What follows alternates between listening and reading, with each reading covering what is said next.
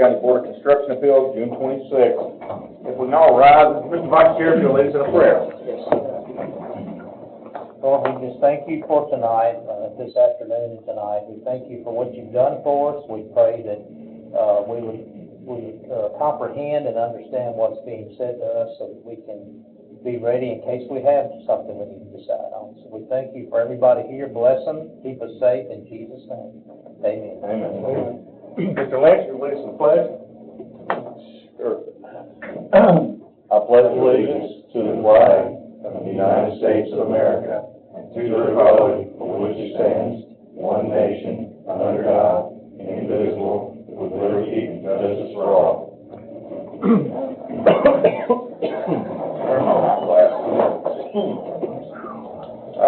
Mr. Secretary, can you call the roll? Yes, sir. Mr. Barry Brown. Present. Mr. Roger Smith. Present. Mr. Bruce Quinn. Here. Mr. Brian Lynch. Here. Mr. Jim Monahan. Mr. Michael Williams. John Shannon. Yes. Wally Gillian. All right, so we do have a quorum. Has everybody had a chance to review the minutes from the last meeting? I did. All right, do I hear a motion to approve those minutes? Motion. Second? So motions are approved. Sorry. Yeah, motion and second, you have to have a vote. Oh, everybody in favor of approving the minutes, say aye. Aye. You're right. Sorry. Everybody has a chance to review the agenda. Do I hear a motion to approve our agenda tonight? Motion. Second? Second. All those in favor? So motion is approved. There's nobody here to speak with the public. I have nothing to report. Move on to old business, continuing the PowerPoint, adopted the 2021 Building Code, Part 3. Mr. Chairman, we still have a lot to go over, so I don't think we need to go back and review Part 1 and Part 2. If we're going to try to get to the end tonight, we still have 25 slides approximately go through, and then I think we want to talk about radon and radon requirements before we bring it to conclusion. But, Mr. Chairman, if we go too long, just let us know, and we'll cut it half and do a Part 4, but I don't expect it to be more than an hour probably for everything. I'll go through it real quick, but each one of these slides, we could probably take individually and talk on them for an hour. There's a lot of information here, but we'll just hit the high points. If anybody has any questions, just stop me and we'll be glad to talk about it.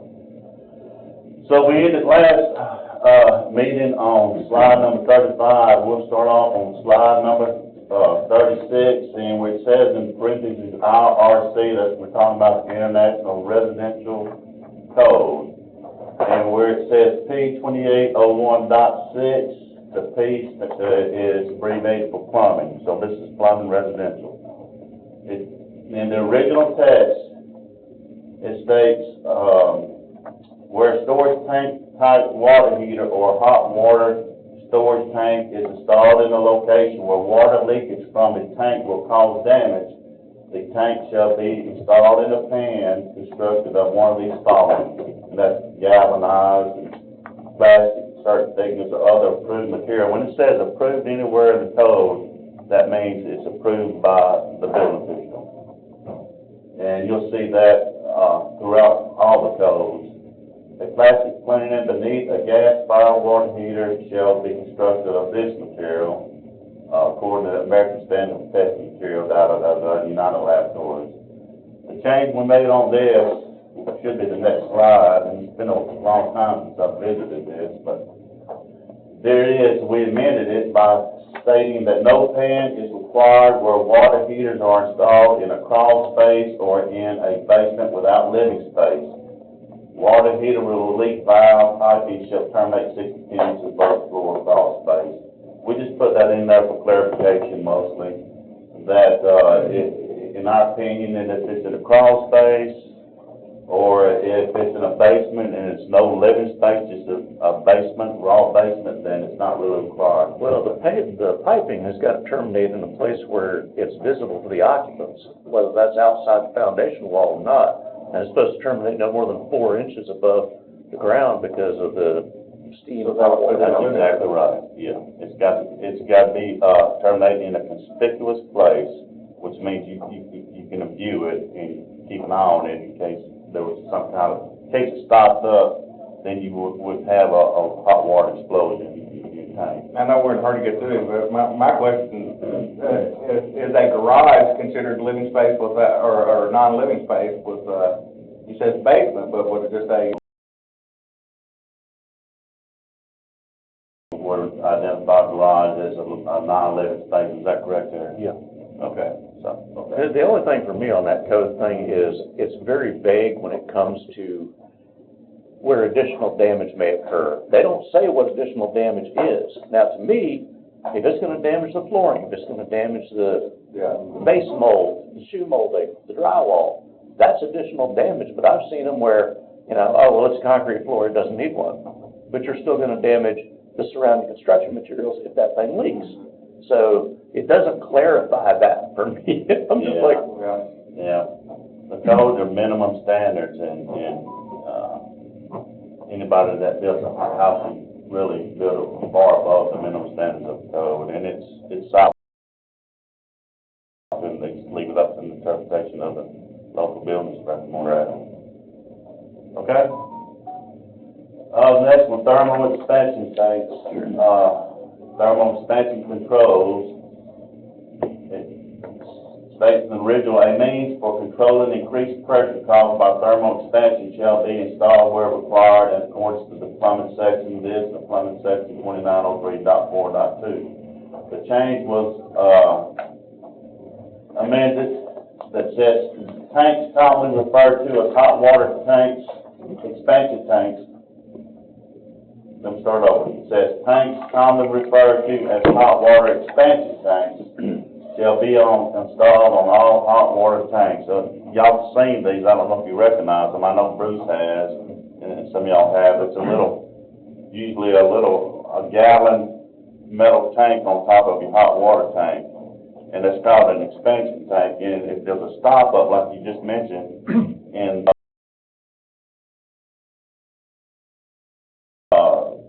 heat wouldn't expand the hot water tank and cause an eruption, possibly an explosion or something like that, that water would be pushed back into that reservoir, hot water expansion tank, and it wouldn't, in theory, relatively, it wouldn't cause an explosion. So we required on everything, except we required on all hot water tanks, except instant hot water tank, and they say it's not needed in tankless water heater. Yeah, tankless water heater. So what about if you replace a water heater? You replace a water heater, then it's required. Okay, because I ran into that the other day, and I was like, Yeah. That's one thing we look for. Okay. Slide number 39, water hammer. The original text, and we're still in the residential plumbing code, okay? Original text, water hammer, the flow velocity of the water distribution system shall be controlled to reduce the possibility of water hammer. Water hammer arresters shall be installed where quick closing valves are utilized. A water hammer arrestor is almost like a shock absorber. Okay, and they put it in the water lines wherever they have a quick closing valve.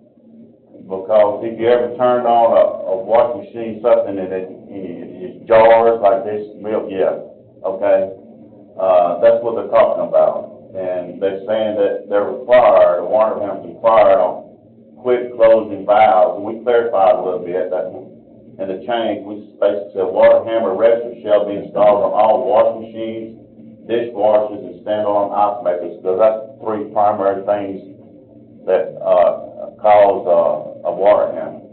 It's because of selling all the time, because they overclose so fast. Is that right? Okay. It's just like a quick pump. Yes, exactly. Okay?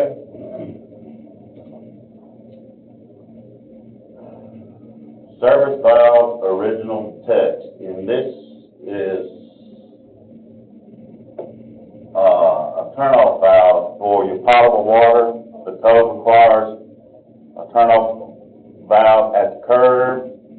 requires a turn-off valve outside before the water comes into the house, but it doesn't say you have to have one inside the house. Well, we put that in the code that's required inside the house or inside the garage. The reason being is there was snow out there and you had an emergency. You went out there and you couldn't see where your turn-off valve is because they're usually at grade or below grade. So it makes sense to us that to require your potable main water turn-off valve, having one in the garage. So clarification, White House water, turn off that. You want another one outside the house, and then one inside the house. Yeah, the code requires one at the curb, one before it goes into the house. But we're requiring an additional one to have three. Yeah. For emergency purposes, at least you should be able to find equipment. Okay? Plumbing, residential, service valve change, that's what we just talked about, paraphrasing it. Purging, inspection, okay, we're going to the fuel gas now where it says G 2417.1, we're going to natural gas, fuel gas, residential. And it talks about inspections, testing, and purging. In the original text, it says inspection shall consist of visual examinations during or after manufacture, fabrication, assembly, or pressure test. Well, about 5 years ago, we wasn't doing fuel gas inspections out in the county. It was either Gallatin Gas, help me out there, who else does it? Piedmont Gas, those are two primary ones that provided, natural gas out in the county. And we wasn't, inspecting anything. We didn't have a plumbing inspector to do so at the time.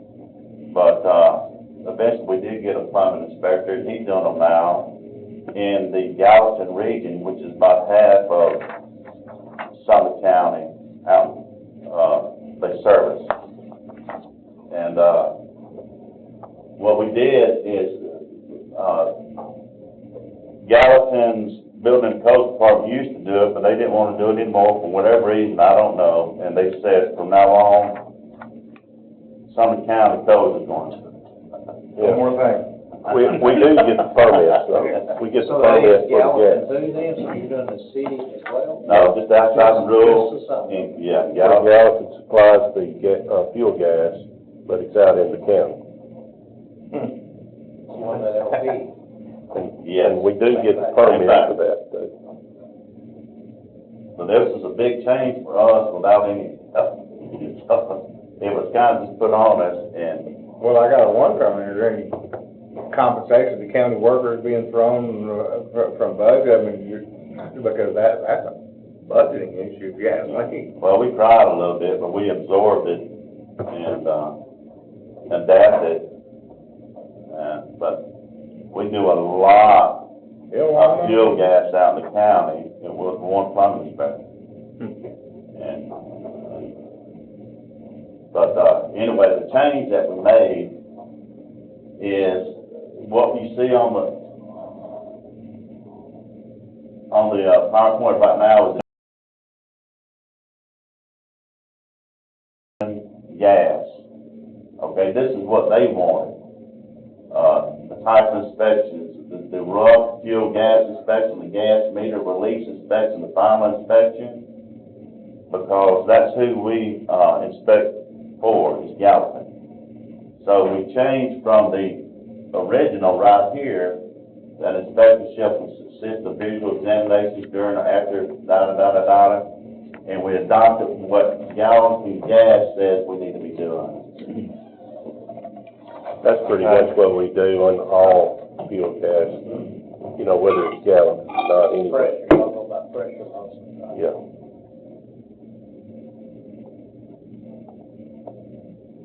So, nobody gets their gas turned on until our plumbing inspector, calls in a final inspection says it's been approved. And he's been trained in this, he's been doing it for 5 years now, so. We've been,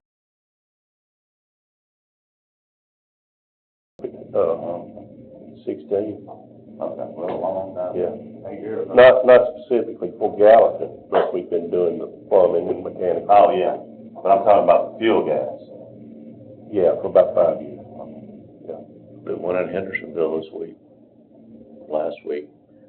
The piping was buried below grade from the meter, which was buried behind poison ivy, which, yeah, anyway, it came up out of the ground in front of the, package unit. The shut-off valve was at grade, everything was at grade, there was no protection for lawn mowers, weed eaters, or anything, and I'm like,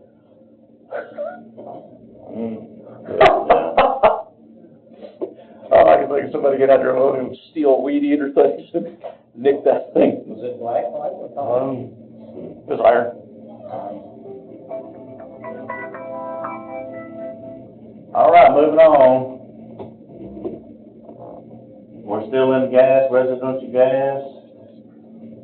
Let's talk about test pressure, 1.5 times the proposed maximum working pressure. And we changed that test pressure, per what Gallatin Fuel Gas, Company, Gallatin Utilities, that's the proper one? Yeah, Gallatin Utilities morning. So. So the inspection's at least 10 minutes. On the pressure test. Yeah, yeah. You'd be surprised how many times we go out and it's 0 on the gauge. Just 20, 10 minutes. So they changed it to parentheses 10. Is it 20 or 10? 10 minutes, 30 pounds per 10 minutes. Pressure for a length of time no less than 20, parentheses 10. That was your modification on that? Most of the time, they've been pressured overnight. Oh, okay. The thing is about y'all's building codes department here in Sumner County, we'll go back and re-inspect time and time again. You won't charge anything for a re-inspection. Almost always, we'll never charge anything unless we feel like that somebody's trying to manipulate us, and then we'll charge for a re-inspection. Or they ask for an inspection and they don't give us access, like the door's locked, something can't get in, then we may charge for a re-inspection. But outside of that, we try to really work with them. Well, I know it's a burden on contractors, but you'll agree to this, I think somebody needs to be there when y'all come and inspect. Whatever you're inspecting, plumbing or whatever, and I know it's a burden on the building, because they don't put money in it. Especially if somebody's living in the house. Oh, Sure, absolutely. Yeah. There's lots of reasons And why. we can get that, yeah, absolutely. And it's not uncommon for us to have to go in and do inspection when somebody's living. So, This is on a new construction? no, remodeling. Room addition, things like that. Remodeling, I was saying, how to get an occupancy permit, but yeah. All right, let's see where we're at. So this is energy code. This is probably gave us more headache than anything else than energy code. So the federal government gets involved in the energy code. And all this, the regulation is the federal government's behind the vast majority of it. This talks about, testing. Okay, I'm not gonna read none of this, but I'm gonna tell you what it says. All right, this talks about, blower door testing. Some of y'all are probably familiar with blower door testing. It says that that the air changes can't go more than 5 air changes per hour. In other words, they want the house to breathe, but they don't want it to have more than 5 air changes per hour, because they say it's not insulated good enough, so it's not caulked good enough or whatever. So what they do is they do a blower door test on the front door. They'll put a fan on there with electronics, and they'll tape all the door up, and they'll tape all the vents up, the windows up, and then they'll see what the air changes are. They put that in the code in 2015, and we took it out in 2015. They kept it in there in 2021, and we took it out. The only way we could take it out, though, is the state fire marshal would allow us. So we had to get their permission to take it out. And most jurisdictions across the state has taken it out, except probably some of your heavy populated cities that they probably have that in there. And This is very similar testing. This is a change. Testing the bill and thermal envelope mandatory was replaced with 2009 section, visual inspection optional. So it's optional now, it's not mandatory. This is very similar. They wanted, the ducts to be tested, the HVAC ducts to be tested in all new homes to see if it had air leakage and all that. So, we took it out. Took it out in 2015, and we took it out in 2021, duct testing. And there's a change, we just made it optional, just like we did the blower door test. Energy tables, what is this saying? Second paragraph, draw your attention to that. 2021 insulation minimum R values and fenestration requirements components in table 1102.1.3 and replaced it with a 2009 table. So what we did here, and we had to get permission to State Farm to do this too, is the 2009, and this was very important to the contractors. In 2009, building codes, ICC building codes,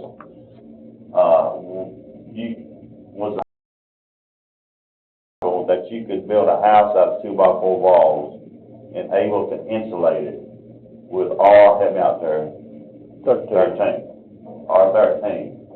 In 2012, it became more restrictive. 2015, it became more restrictive. 2018, more restrictive. Like the federal government now, 2021, more restrictive. And I've done research on this, but it's been a year or two. And right now, if you adopt it to 2021 code, you'd have to have around 38 inches of blown insulation in your attic.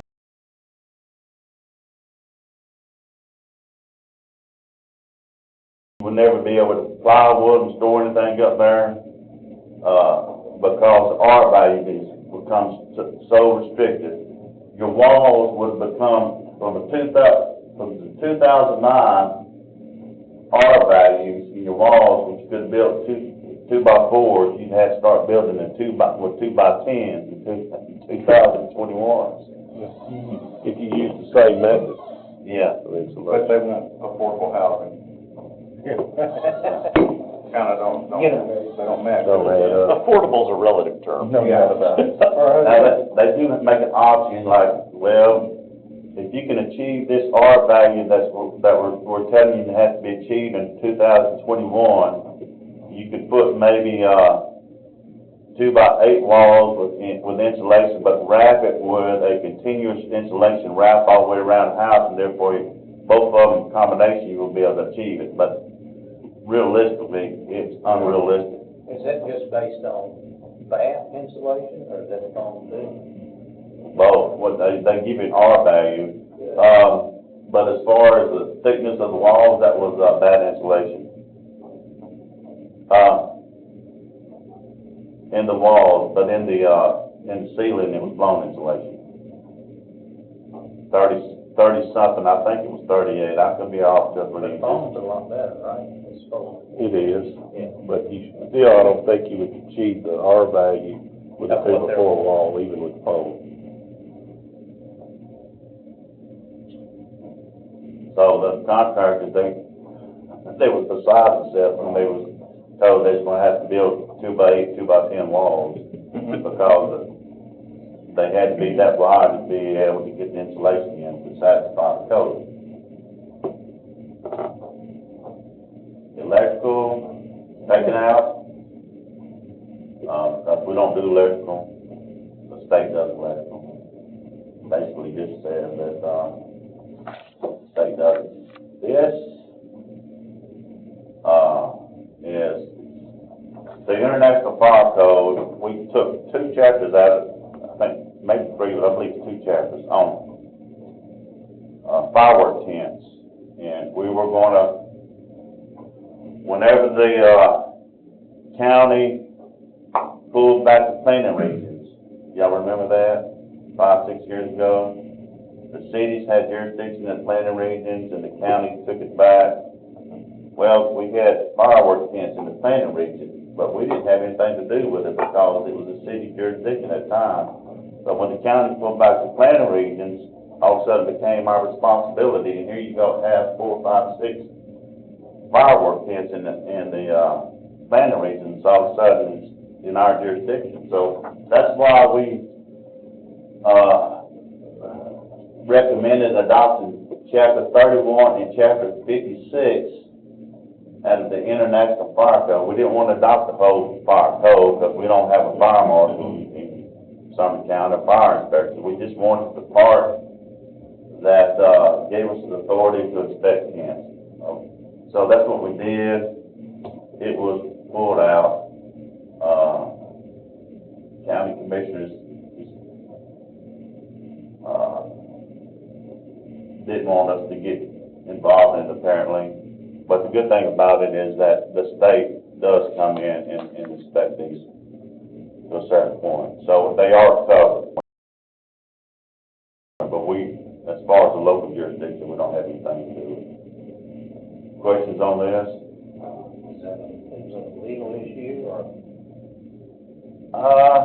They didn't feel that they should be going through two different jurisdictions as far as permitting and inspections. You know, they're already getting it by the state. I guess they were getting a lot of feedback from some of the people.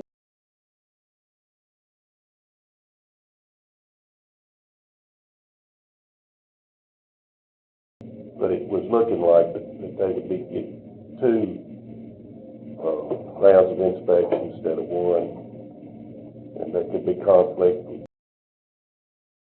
And after all, what could go wrong with thousands of pounds of explosives? Sounds safe enough to me. And you know, I'm perfectly happy with it because we've got enough to do anyway, so it didn't hurt my feelings at all. Roger, you got something you want to say? No, that was it. Okay. Same thing, temporary, special event structures. That goes a little beyond fireworks tents. This also includes amusement park tents and stuff like that. They come in and set up amusement parks, you know, Wedding venue tents, special events, that kind of stuff. So y'all don't do anything like not temporary tents, no. We do permanent wedding event buildings, but if somebody wants to come in and put a tent up, to have a special event, we don't get involved in it.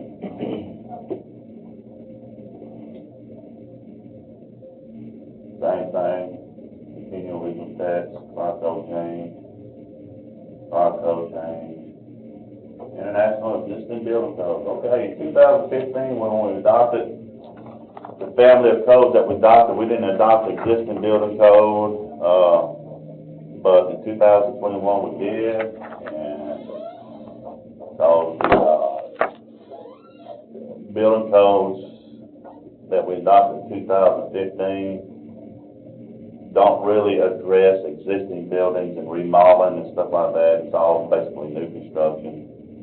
And we thought it would be good to adopt the existing building codes, and the county commission thought it was a good idea too, and they supported it, and they approved it, and I think it's a great idea. And so, we only use this code whenever there's remodeling going on, and the existing building code is broke down. It's been a long time since I've used it, since my last jurisdiction I worked at, but it is, option 1, option 2, and option 3. That's what the existing building code is broke down in 3 options. Option 1 is minor remodeling, and it tells you what the requirements is. Option 2 is medium remodeling, and option 3 is major remodeling. When you get to option 3, which is more than 50% of the building being remodeled and restored, then the whole building has to be come into compliance. So if I want to remodel my kitchen, I don't have an obligation to put in 3 water shut-offs and everything else that I might not have, correct? Basically, the things that you touch and work on needs to be brought up to code until you get to option 3, and then once you get to option 3, then the whole house has to be brought up to code. Whether it's remodeled or not. Okay.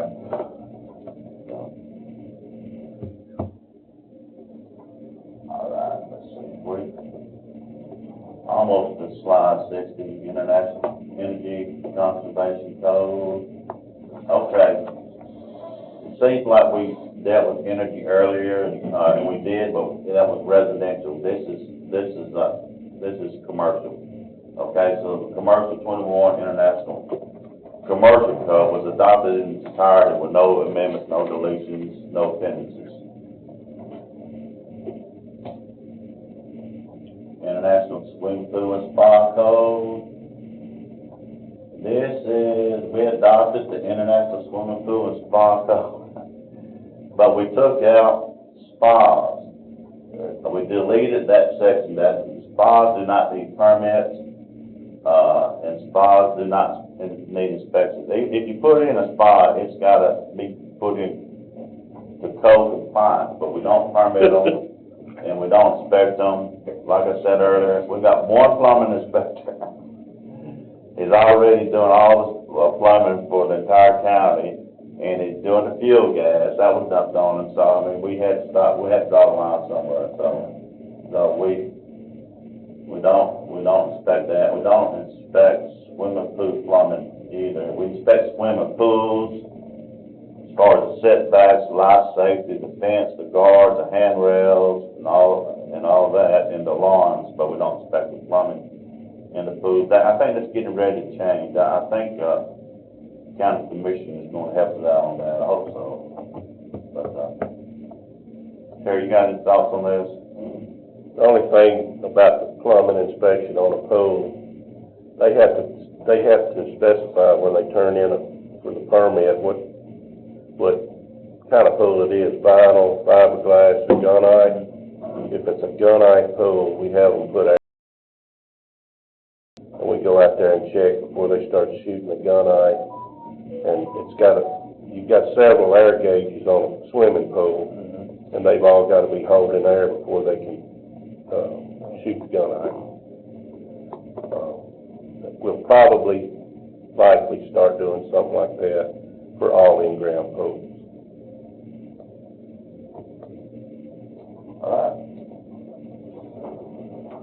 All right, we're getting close to the end. ICC, MBI, that stands for Modular Building Industry, and it's a standard for all-site construction. That is these books right here. These are standards for all-site construction. There's so much codes that they can't put them all in the code book, so they come up with these standards. These standards, this is off-site, there's hundreds of these. Prefab home stuff? Yeah, but not just prefab, anything that is regulated in the building industry. Because they can't put it all in a book, they can come up with these standards. And these standards are an extension of the code, wherever it may be. These right here are talking about off-site, and basically what we're looking for, they have to be independently inspected and tagged before they're brought into Sumner County, because they're built in a warehouse and a manufacturing, and we need to know that they were inspected independently. Now, we still allow buildings to come in, but if they do, they're going to have to hire an engineer to go in and look at it, inspect it, and write an engineer report and give us to us. They can do that, or they can give us a tag or something stating that it was independently inspected according to these standards here. And another one that I couldn't find a book for, we got it laying around the office. There's another standard, log homes, log structures. The code book doesn't address log homes. have a standard for it, log homes, and that's an extension of the code. You got some other examples of, there? No, that just about covers it right there. Mobile homes Yeah. have their own inspection and approval. Well, what do you do in the case of where they bring the walls, the prefab walls up, that's a modular construction, or is this fall in the same category? Do they have to have that pre-tagged and pre-inspected, Yeah. or do they, same? Same thing, Okay, yeah. All the pieces of those homes, you see them coming in on trucks. yeah. They've all got a designated tag on them, like if you a truss, it's got AB 100 on it. Let's see.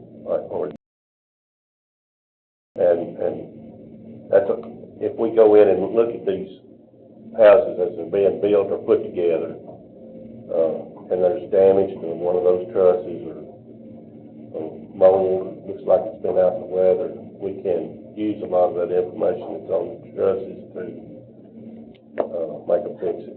I seen the other day, this program where they were actually at this large 3D printer, and they were 3D printing a house with Yeah. these walls. Amazing. That's gonna be a good one for y'all. But y'all still do framing and all your normal inspections. Yeah, on those houses, yeah. Norman's Retreat, all of those are like that. Most places like that are bringing in the walls and the trusses.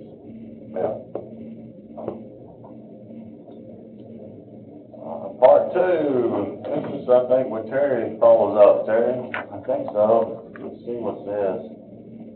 Yep. These are, every code cycle for 3 years, there's major changes in the codes, and there's a lot of insignificant codes. These are just 2 or 3 major changes from the 15 to the 21. You probably hadn't looked at this in a while, Terry, but you might. I haven't, but, Let's see, one thing right there is, before 2021, only gas-fired appliances needed to have a fire-protected floor over them. Now it's all appliances. these are, trusses, eye joists. Yeah. OSB, yeah, I've seen these a lot. Okay, and this is either crawl space or basement, you can do either one. Go ahead, Terry. In that situation right there, you have to either partition where those appliances are, basically make a room out of them, or fire protect the whole floor over those.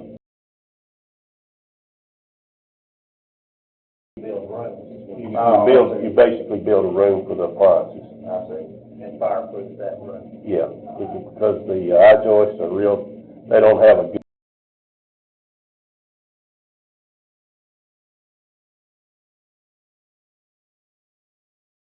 any unfinished basement, most of them have eye joists over them, and even if they're not gonna finish the basement, we have them, fire protect that, ceiling above the basement. So for standard lumber, then that's not required, but this is eye joists. Dimensional lumber, it's not required. It's got enough fire rating to hold its own. And this would be fuel gas, would this be electrical too? Yes, electric and fuel gas. Now, that changed in 2021. Used to be it was just fuel gas. Now it's everything. Well pump, motors, anything under there. Okay, questions? John, you got thoughts on this, or? I think it's done, very, very, very well. I'm the engineer who sits back and hopes to find a help. But we've done this really well here. And I want to congratulate everyone, because we all seem to be on the same, path. Yeah. And, the reason I'm not here is every night, and I'll probably be coming more and more and more. as we see how much I didn't know. So congratulations. John, that is a tremendous compliment, and I'm very humbled by the compliment coming from a man of your stature, and I know that our responsibilities as inspectors and the responsibilities of engineers overlap. You have your specialties in engineering, and we have ours, and together it seems to work.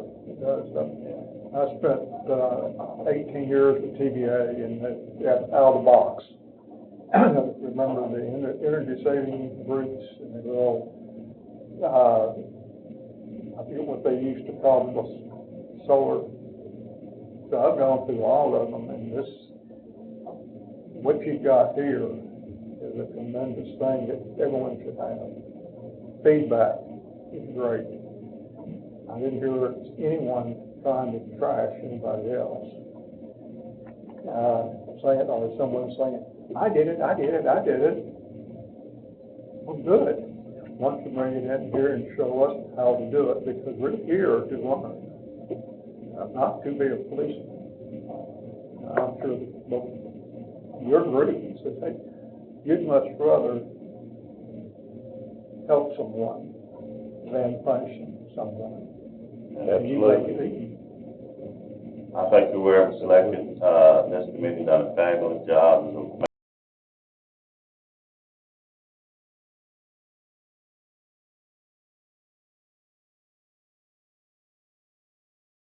Of a whole,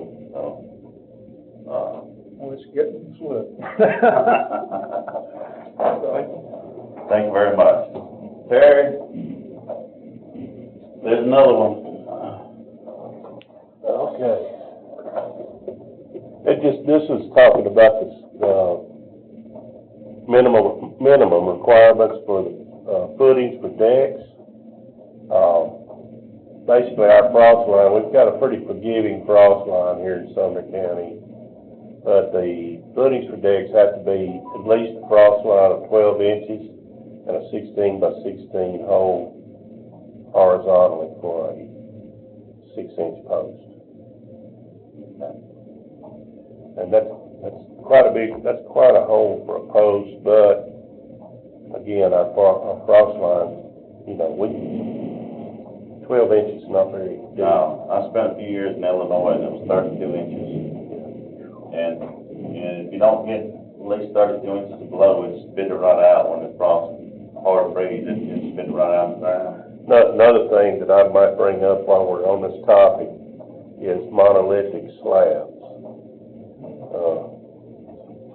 We've run across several instances over the course of the last 10 years where people just try to build a house right on the ground and bring in a bunch of gravel, make a monolithic footing. What do you call that, Terry? You got a nickname for it.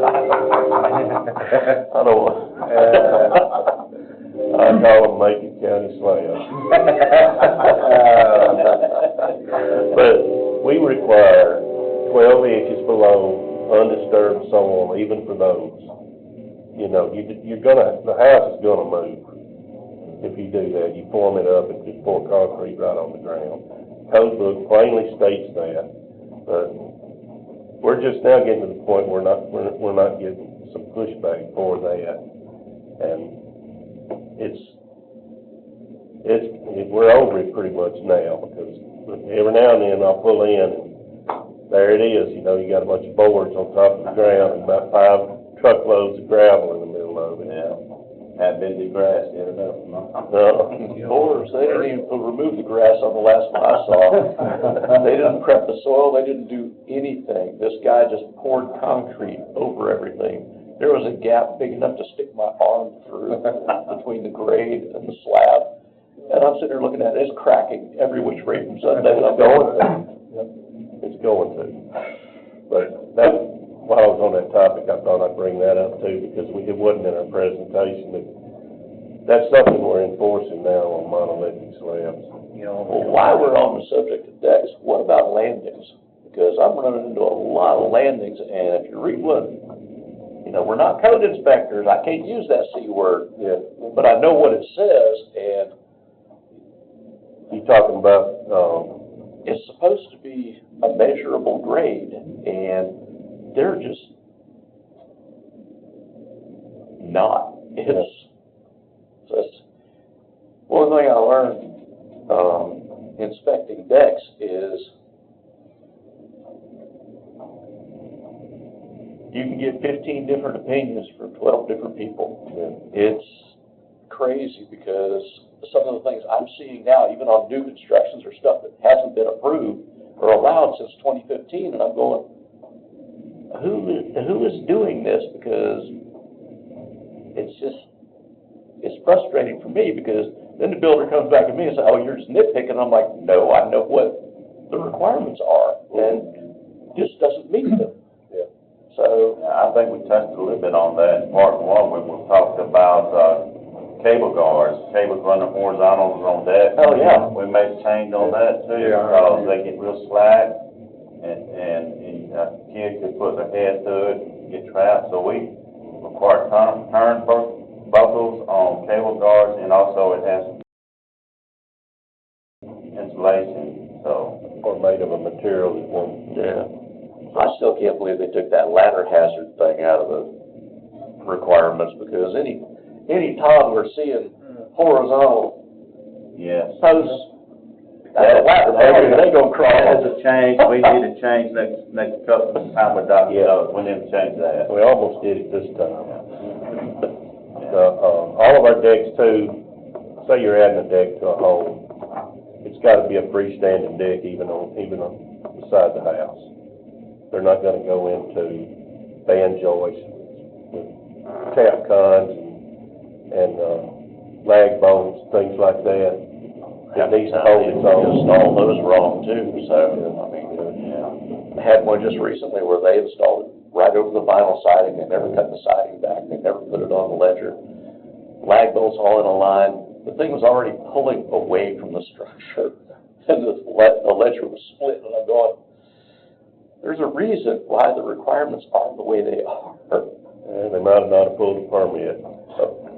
Yeah, I was gonna say, that's the other thing. Oh, I know a guy, he watched a video on YouTube, so he does decks now. Yeah. Terry, you know what this is about here? Let's see. Can you speak on it a little bit? Change ball protections. Yeah. Oh. Is this the last one before we go, to the radon? I think we might be. Yes. Okay. I was talking with somebody the other day about that. All right, bottom of a window, anything under 2 feet inside and anything more than 6 foot outside has to have ASTM listed, 2090 listed fall protection devices on the windows, or you can get the fall protection devices to put on the windows. And what is that? Describe just what that is. It's a little, you put it on one side or the other of the window. Say you've got a window right on the floor in a bonus room. And, or with a lot of lights you got, the back windows of a house. And they're 6 foot windows. They're below 2 foot from the floor inside. They're more than 6 foot outside. So the window can't open more than 4 inches. Yeah. To be fall protected. And just like the openings on the deck, 4 inches, you hear 4 inches a lot throughout it's a baby's head bigger than 4 inches. And, or a toddler. And, they can put these little thumb activated window devices on one side, and they'd be able to raise the window with the other hand. You know, if they had a fire, something like that.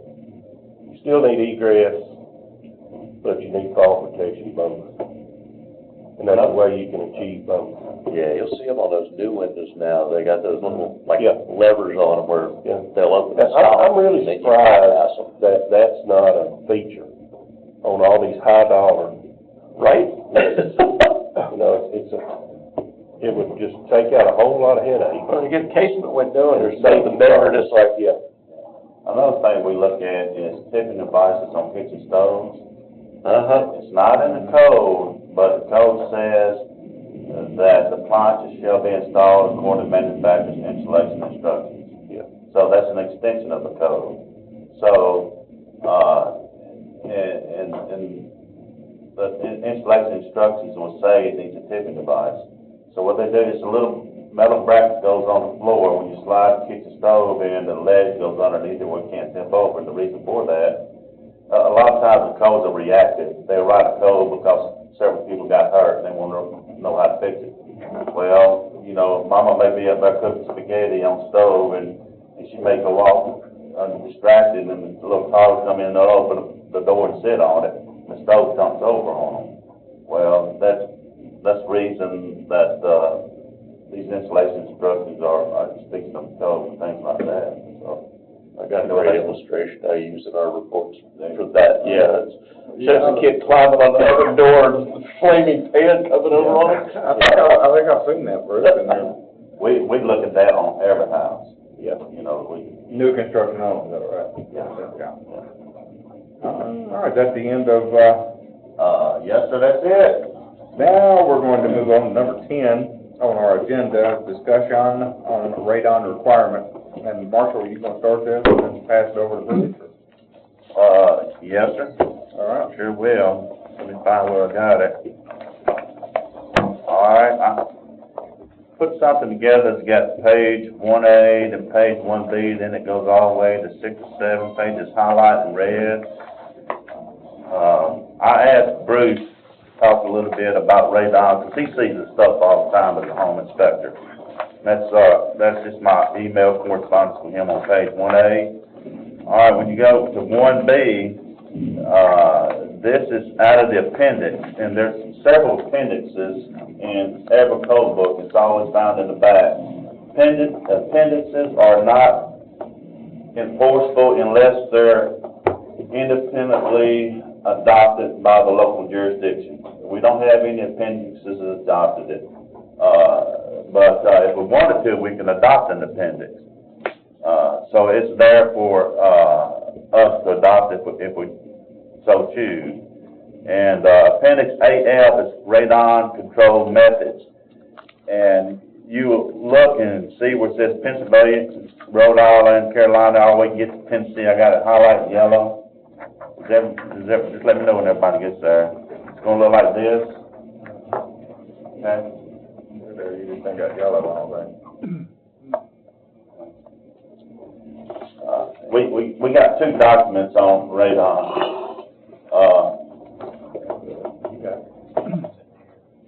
The one I'm holding up in my right hand is the one I'm going by right now.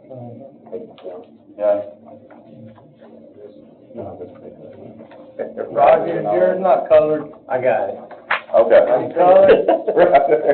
All right, this radon section comes out of Appendix 8F of the International Radon, International Residential Code. You go down where it's highlighted Tennessee, and, well, let's go back up to the top of the page where it says Zone 1. You got 3 zones for radon. Zone 1 is extreme radon.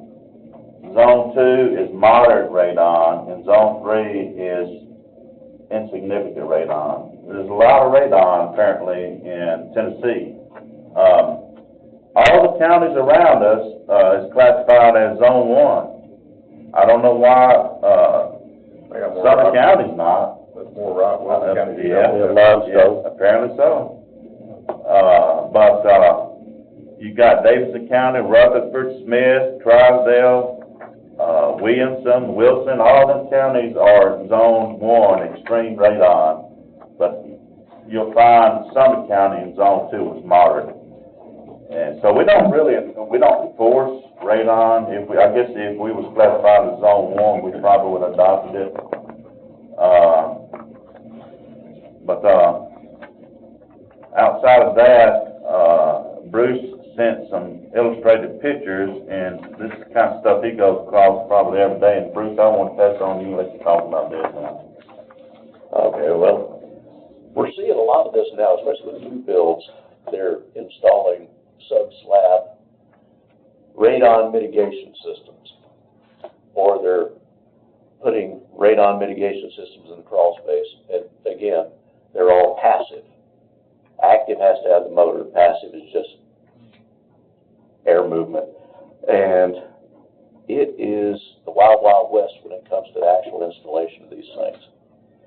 I saw a new construction just recently that had 2 passive mitigation systems in it. On a concrete slab with a basement. We did the radon testing there, and it was horribly elevated, which means that it wasn't installed correctly. We saw another one where they swore up and down that it was installed correctly, but the piping was laying over the top of the plastic. The plastic wasn't sealed, it wasn't overlapped, it wasn't taped, it wasn't anything. So basically, they're telling people, oh, you've got radon mitigation. Yeah, no, you don't. And, it's kind of misleading telling a homeowner, oh, well, you got a mitigation system in there if it's not done correctly. There's correct and there's incorrect. And I sent Marshall the illustrations from one of the new builds I just did where it was actually correct.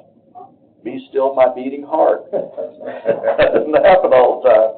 But the barrier has to be overlapped 12 inches, should be taped all the way up the foundation walls, all the way around the columns, all the way around the pipe, and the pipe is supposed to be labeled. I run into this still where I know what I'm looking for, but the pipe is supposed to be readily identified as radon. And it's hit or miss whether we see that. Now, I've seen it where they just take pipe dope and put radon and purple on it. Hey, you know what? That works for me because it's identified. But So is this illustration 4 correct? That's a correct? yes, that's a correct install. Because they've actually got everything taped around it, taped up the columns.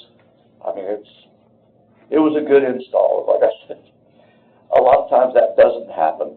So when I see a radon mitigation system that there's openings between the foundation wall and the gravel and everything else, that's not a mitigation system at all. That is not correct, and it's not, to me, something that should be allowed. But radon is one of those odd things. It is the most nebulous thing I've ever seen because you, for instance, had a house over in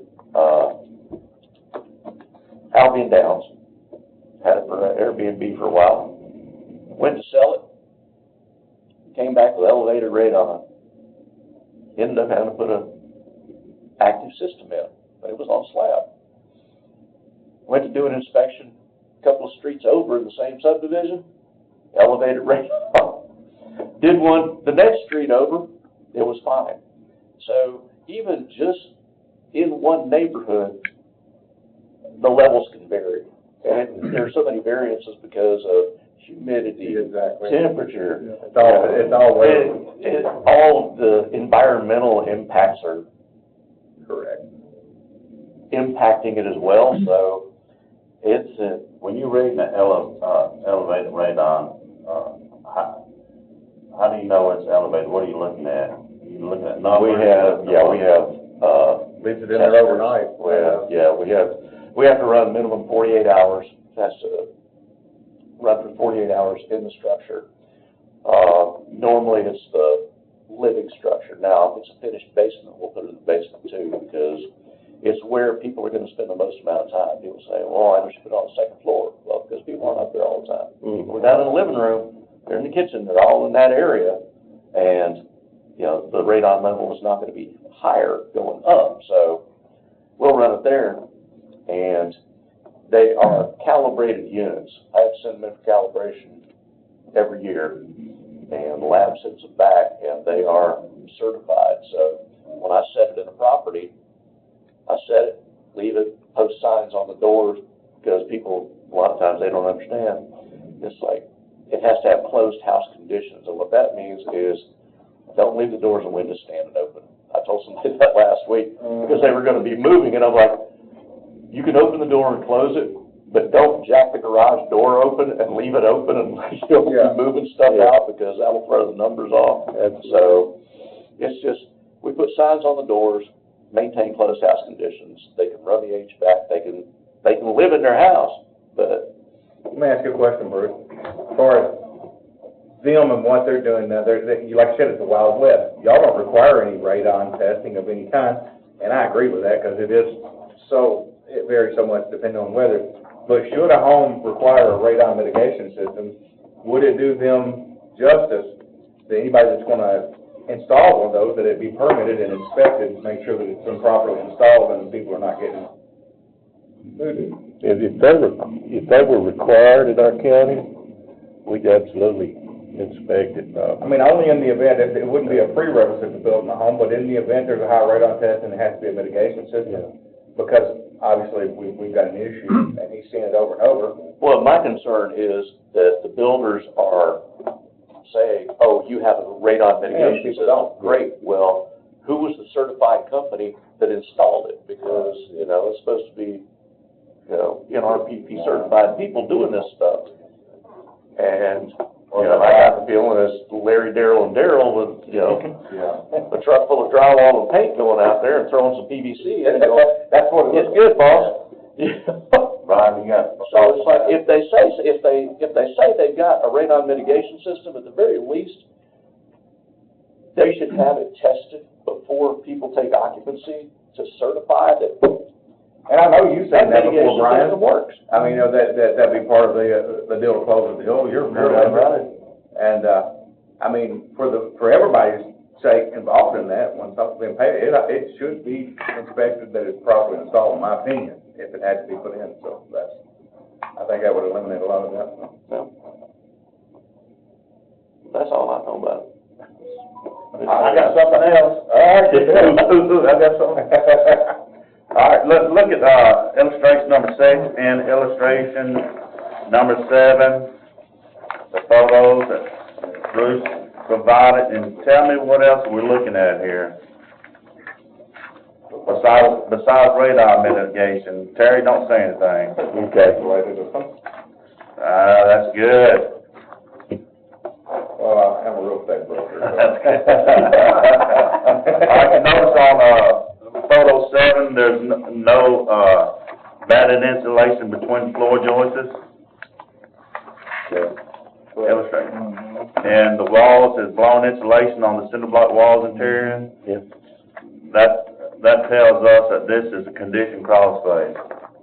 That, and also this vapor barrier that Bruce was talking about, that's a requirement for conditioned crawl space. You look at, illustration number 6, how it goes up the block, 8 inches, and it's taped.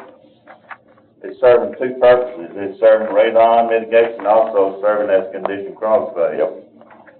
And if it wasn't a conditioned crawl space, you'd see, cross ventilation and the cinder block wall in distance so many feet apart, and you'd see batting insulation between your floor joists.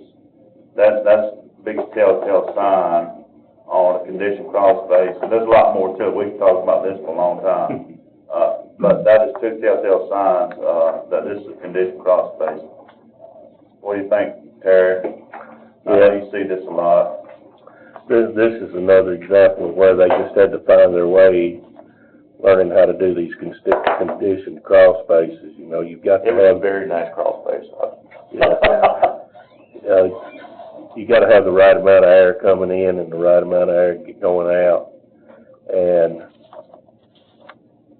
just here in the last 2 or 3 years, you're fairly confident that it's done correctly. When you can't see the register under there off the trunk line, or if you feel like it's not done right, I always ask them for a picture. Right. Before I'll give them a final occupancy. I've been using a company out of Hendersonville. I've had a few of them done recently, and they do a phenomenal job on. They're doing so much better than they used to. One thing that we saw, and it's a code change too, that in 2015, you only had to use 6 mil on the crawl space floor. But once your trade people get in there